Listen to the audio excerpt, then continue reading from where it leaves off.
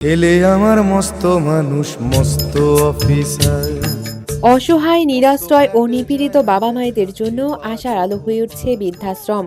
যাদের দেখার কেউ নেই, অবহেলায় জীবন কাটাচ্ছেন, তাদের জন্য নিরাপদ আশ্রয় ও মানবিক যত্ন নিশ্চিত করতেই এই উদ্যোগ।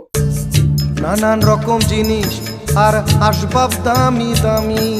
স্বেচ্ছাসেবী সমাজ কল্যাণ সংস্থার উদ্যোগে প্রতিষ্ঠিত এই বৃদ্ধাশ্রমের প্রতিষ্ঠাতা সমাজসেবক রেজাউল করিম জানান, বয়স্ক নারী পুরুষদের জন্য এখানে থাকা, খাওয়া ও চিকিৎসা সহ সার্বিক যত্নের ব্যবস্থা রয়েছে। বিশেষ করে যারা একা থাকেন বা নিজেদের দেখাশোনা করতে অক্ষম, তাদের জন্য এটি একটি নিরাপদ ও আরামদায়ক আবাসন ব্যবস্থা। আমি রেজাউল হারুন বাবু মিরপুর বাংলা কলেজে পলিটিক্যাল সায়েন্সের অধ্যাপক ছিলাম, শহীদ তিতুমির কলেজে অধ্যাপক ছিলাম, কবি নজরুল ইসলাম কলেজে অধ্যাপক ছিলাম। এই তিন কলেজে আমার অবসর জীবন নিয়ে আমি ছিলাম ভালো সংসারে। আমার ছেলের সঙ্গে আমার মতবিরোধ হয়ে আমারই টাকা, আমারই সব কিছু, আমারই বাড়ি, সব কিছু আমার, আমাকে এইভাবে বলে।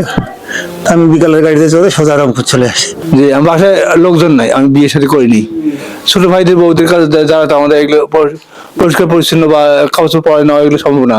আমি চলে আসছি এখানে, আমি আসি আল্লাহর মতো মোটে যা খাচ্ছে পাচ্ছি, সকালে দুপুরে রাত্রে।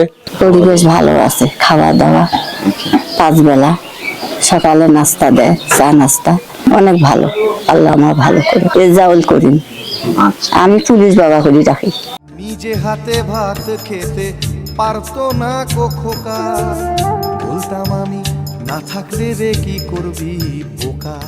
বৃদ্ধাশ্রম সাধারণত অবহেলা ও একাকিত্বের প্রতীক হিসেবে আলোচিত হলেও এই উদ্যোগ সেই ধারণাকে বদলে দিতে চায়।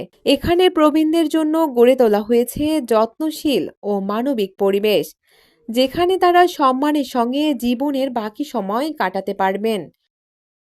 রংপুর সিটি কর্পোরেশনের 7 নম্বর ওয়ার্ডের ময়নাকুটির বাসিন্দা ও সমাজসেবক রেজাউল করিমের ব্যক্তিগত উদ্যোগে গড়ে ওঠা এই বৃদ্ধাশ্রমে আশ্রয় পাচ্ছেন বয়স্ক, প্রতিবন্ধী ও সম্পূর্ণ নির্ভরশীল মানুষরা, যাদের সমাজে দেখার কেউ নেই। বৃদ্ধাশ্রমটা প্রতিষ্ঠিত হয় হচ্ছে 2022 সালে আমাদের যাত্রা শুরু করি। তো এখানে প্রথম হচ্ছে যে আমাদের এলাকার যারা ওই বাবা মাকে অসম্মান করে ওই রকম লোক বিচার নিয়ে আসলে আমি আমাদের বাড়িতে থাকতে বলি। পরবর্তীতে এইরকম পর্যায়ে আস্তে আস্তে আমাদের এখানে বৃদ্ধাশ্রমটা সূচনা হয়। 2022 সাল থেকে যাত্রা শুরু হয়। তো তখন থেকে আমাদের এলাকার লোকজন বিশেষ করে ভাত তরকারি দেয়, আমরা খাওয়াই। এবং আজকে অনেক দিন হয়ে গেল, তারপরে আমরা নিজস্ব এই বৃদ্ধাশ্রম বাবা মা যারা মারা গেল তাদের প্রয়োজনে আমরা নিজের একটা কবরস্থান তৈরি করলাম। প্রায় 30-35 জনের মতো মারা গেছে। আবার বাইরে আমরা যারা মারা যায় তাদের মধ্যে যাদের ওয়ারিশ নিতে আগ্রহী আমরা তাদের লাশ পাঠাই দেই। তো সব মিলে আমাদের এখানে কর্মচারী প্রায় এই বাবা মাদের আজকের দিনে 18 জন বাবা মা আছে এই মুহূর্তে। 32-33 জনও ছিল কোনো এক সময়। তাই শীতের কারণে এবারে আমাদের 3-4 জন বাবা মা একসঙ্গে মারা গেল। আর যাদের বাবা মা, যাদের ঠিকানা পাওয়া গেছে, যে সন্তানরা আছে, আমরা তাদের বাড়িতে কিছু কিছু ফেরত পাঠিয়েছি। যাই হোক, আমাদের এখন যারা আছে মোটামুটি সবাই শিক্ষিত পরিবারের এবং সচ্ছল পরিবারের, শুধু পরিবার থেকে বিতাড়িত হয়ে তারা আজকে এই আমাদের এই বৃদ্ধাশ্রমে থাকতেছে, এতটুকুই যা।